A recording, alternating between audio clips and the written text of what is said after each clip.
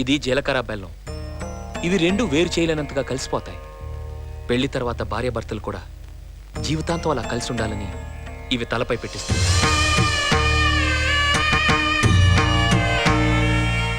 ఇది మంగళసూత్రం. మంగళం అంటే పవిత్రత, సూత్రం అంటే తాడు.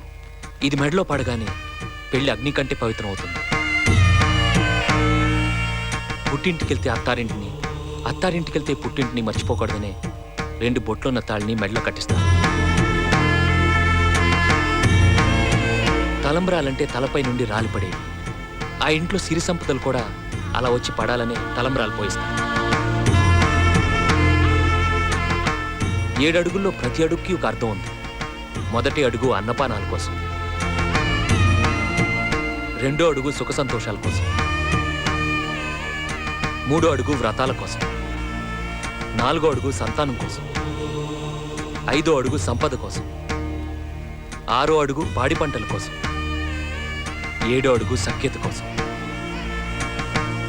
ఒకరి వెంట ఒకరు 7 అడుగులు నడిచి 6వ ప్రాణంగా 5వ తనాన్ని మూటగట్టుకొని 4 దిక్కుల సాక్షిగా 3 ముళ్ల బంధంతో 2 జీవితాలు ఒకటయ్యేదే పెళ్ళంటే.